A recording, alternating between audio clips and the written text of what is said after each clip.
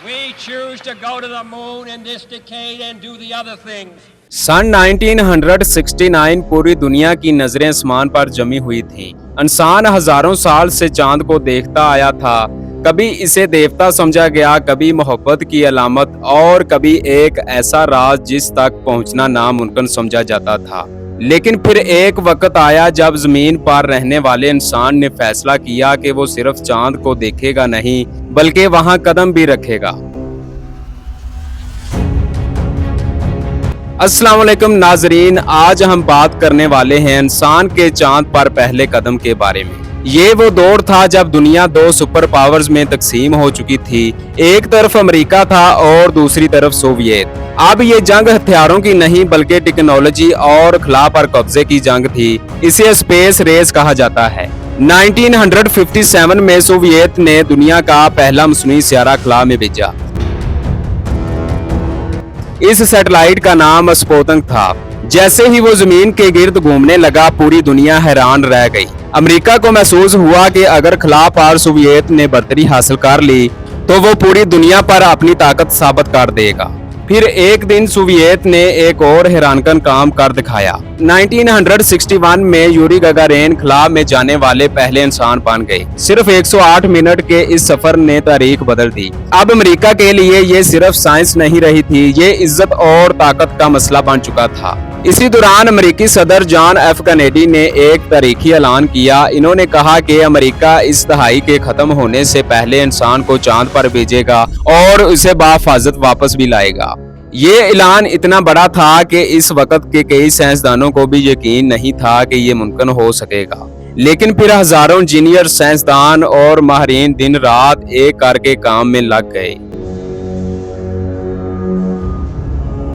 NASA ने एक ऐसा रॉकेट तैयार करना शुरू किया जो इंसान को तकरीबन 3,84,000 किलोमीटर दूर चांद तक पहुंचा सके। इस देव हैकल रॉकेट का नाम सैटर्न 5 था। ये इतना ताकतवर था कि इसके इंजन चलते तो जमीन कांप उठती। 16 जुलाई 1969 की सुबह फ्लोरिडा के कैनेडी स्पेस सेंटर में लाखों लोग जमा थे। दुनिया सांस रोके देख रही थी। रॉकेट के अंदर 3 इंसान बैठे थे। 38 ईयर के नील आर्मस्ट्रांग, 39 ईयर के बज एल्ड्रिन और 38 ईयर के माइकल कोलिन्स। काउंटडाउन शुरू हुआ और फिर आग के एक खौफनाक तूफान के साथ सैटर्न 5 आसमान की तरफ बुलंद होने लगा। इंसान पहली बार चांद की तरफ रवाना हो चुका था। सफर आसान नहीं था। खला में ना हवा थी, ना आवाज, ना कशिशे शकल, सिर्फ खामोशी ही खामोशी।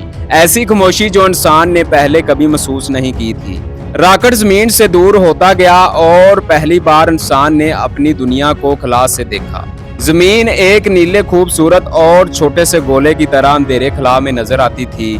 खला से देखने पर ना कोई मुल्क दिखाई देता था, ना ही सरहदें, सिर्फ एक जमीन नजर आती थी जहां पूरी इंसानियत रहती थी। 4 दिन के सफर के बाद ये जो मिशन लेके चले थे, जिसका नाम अपोलो 11 था, चांद के करीब पहुंच गया। अब सबसे खतरनाक मरहला शुरू होने वाला था। नील आर्मस्ट्रांग और बज एल्ड्रिन एक छोटे से लैंडर में मुंतकिल हुए जिसे ईगल कहा जाता था। माइकल कोलिन्स ऊपर मदार में ही रहे। ईगल आस्ता आस्ता चांद की सतह की तरफ उतरने लगा, लेकिन अचानक कंप्यूटर में अलार्म बजने लगे। ईंधन भी कम होता जा रहा था। नीचे जमीन पथरीली थी। अगर लैंडर जरा सा भी गलत जगह उतरता तो सब कुछ खत्म हो सकता था। लेकिन नील आर्मस्ट्रांग ने आखिरी लम्हों में कंट्रोल खुद संभाला और फिर 20 जुलाई 1969 इंसानी तारीख का सबसे तारीखी लम्हा आया। ईगल हैज लैंडेड, यानी ईगल चांद पर उतर चुका था। पूरी दुनिया खुशी से चीख उठी। लोग घरों में टीवी के सामने बैठे रो रहे थे क्योंकि पहली बार इंसान किसी और दुनिया पर पहुंच गया था।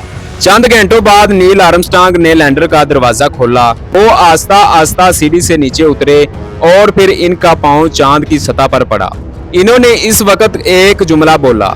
इन्होंने कहा, ये इंसान के लिए एक छोटा कदम है लेकिन इंसानियत के लिए एक बहुत बड़ी छलांग।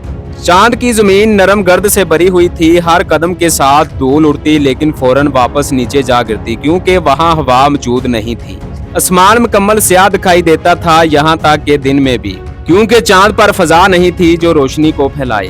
और जमीन चांद से एक नीले चमकते हुए गोले की तरह नजर आती थी। इतनी खूबसूरत के खिलाबाज इसे बार बार देखते रह जाते। वहाँ ना हवा थी, ना बारिश और ना ही आवाज। अगर दो लोग एक दूसरे से हेलमेट के बगैर बात करना चाहते तो आवाज सुनाई ही ना देती, क्योंकि आवाज को सफर करने के लिए हवा चाहिए और चांद पर हवा मौजूद नहीं। चांद की कशिशे शकल जमीन से तकरीबन 6 गुना कम है, इसीलिए खिलाबाज उछल उछल कर चल रहे थे।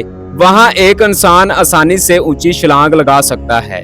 नील आर्मस्ट्रांग और बज एल्ड्रिन ने वहाँ अमेरिकी झंडा लगाया, पत्थर और मिट्टी के नमूने जमा किए और तस्वीरें बनाई, जो आज भी तारीख की मशहूर तरीन तस्वीरों में शुमार होती हैं। इन्होंने वहां तकरीबन 21 घंटे गुजारे और फिर वापस रवाना हुए। जब अपोलो 11 जमीन पर वापस आया तो पूरी दुनिया ने इनका इस्तकबाल हीरोज की तरह किया। इंसान ने साबित कर दिया था कि कोई भी काम नामुमकिन नहीं होता। लेकिन फिर ये कहानी सिर्फ अपोलो 11 पर खत्म नहीं होती। अमेरिका ने बाद में मजीद कई मिशन चांद पर भेजे, मसलन अपोलो 12, अपोलो 14, अपोलो 15, अपोलो 16 और अपोलो 17। इन मिशन में कुल 12 इंसान चांद पर कदम रख चुके हैं और ये सब अमेरिकी थे। फिर सवाल पैदा होता है, क्या दूसरे मुल्क भी चांद पर पहुंचे? जी हाँ, सोवियत ने बगैर इंसान के कई मिशन भेजे। इन्होंने चांद पर रोबोट उतारे और वहां से मिट्टी भी वापस लाई। चीन ने हालिया बरसों में दुनिया को हैरान कर दिया। चीन का चांगआई प्रोग्राम कामयाब रहा। चीन ने न सिर्फ चांद पर लैंडर उतारा बल्कि चांद के इस हिस्से पर भी मिशन भेजा जो जमीन से कभी नजर नहीं आता। भारत भी चांद तक पहुंच चुका है।